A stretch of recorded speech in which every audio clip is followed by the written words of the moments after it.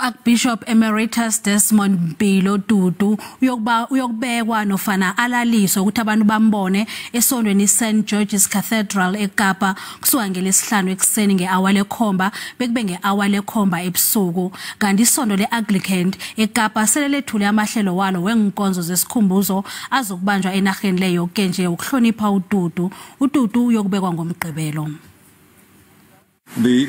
Archbishop weKapa uThabo Makgoba umemezele inkonzo zesikhumbuzo ezizokubanjwa endaweni ezihlukahlukeneko ngaphambi kobana abekwe uArchbishop Desmond Tutu. The city of Cape Town will host an interfaith memorial service at 6 p.m. on Wednesday. They will announce full details themselves.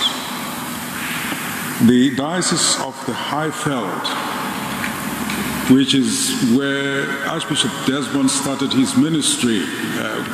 He started in Benoni.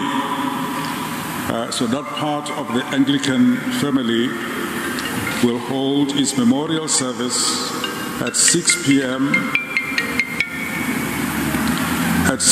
on Wednesday.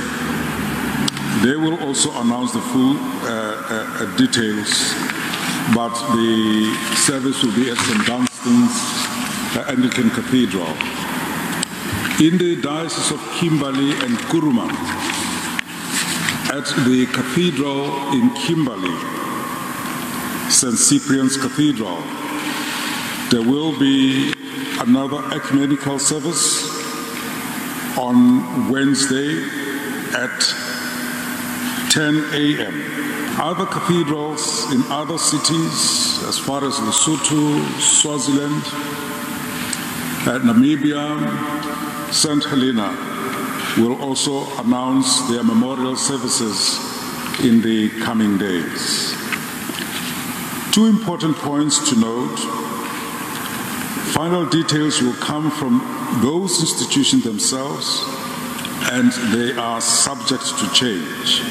Archbishop Desmond Tutu IP Trust neLeya Foundation Trust ziyokubamba ikonzo yesikhumbuzo ngelesine ntambama eKapa kanti abantu bayeleliswa ukuthi bakhambele inkonzo zesikhumbuzo eziseduze nabo ukwenzela ukulandela imithetho ebekiweko yokuphungula ukurhatshwa ngokwana emabhubhisa iCovid-19.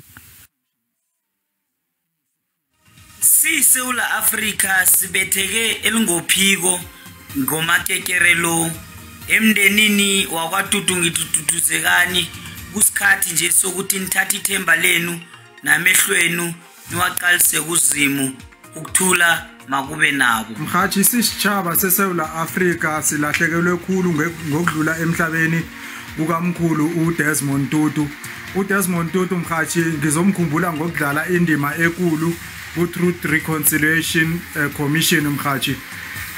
Sisitshaba seSouth Africa silahlekelwe akusimndeni wodwa olahlekelwe. Lana ngokuthula Desmond Tutu sobonana nekelizako ngithemdeni nakho Tutu anikalahlekelwa nodwa mndeni aka Desmond Tutu sima South African silahlekelwe sonke. Bathi ngibetheke idume ngophiwo ngokuzwa bathu ba uDesmond Tutu ulele umoya wakhe ngathi ungalala ngokuthula sima South Africa silahlekelwe ngokuthi umuntu omkhulu uwile. Abalahlekelwa balidi sitšhaba ka moka sa maAfrika borwa se lahlegetswe gore betse senatla gore betse monnatia ba bego a sa tšhabe go bolela dinnete a bolela nnete fela akuhlangano ngehlanga thutuzelekani noba niyalila lilane nithe cwaka le meko nikuyo izawugqitha ninika la mazwi akuncwadi zikaEzra 9:9 ebukhobokeni bethu uThixo akashiyanga lo meko nikuyo nzenimazi ba uThixo isenguThixo khoyo kanishiyanga. Hamba kakuhle qhawe lamaqhawe, hamba kakuhle Mr Tutu,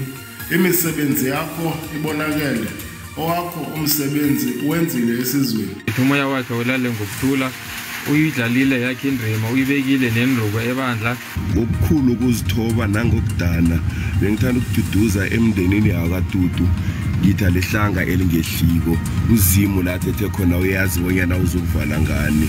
Mkhathi ulele ubaba uDesmond Tutu yathemba lalele khona ulele ngoxolo ngoba wasishiyela ephasini ngelanga lesondo ngelanga leJesu. It's a man of God indoda ezokufundela iBhayibheli ukufika nala uzayiunderstand khona ukufika nala uzakhala khona. Hayi mara yena yakhe indimuyirakile mkhathi 90 years abafika abaneke. Hayi ngithi ncancabe emndenini akwaTutu ubaba uDesmond Tutu uba yi-chairperson ye-TRC ngamgcina ngale ngedanathoni abethi isikulutana wiswa situlo afikile ubaba uMajosi Mahlangu ngembuzo kuye ngithalale ngokuthula ncancabe emndenini. Siyathokoza amezwi okududuza kwaDudu kanti ke umbono ngiwakho umbukele SABC ayizokuthweswa umlando ukuziphendulela ngombono wakho umbukele.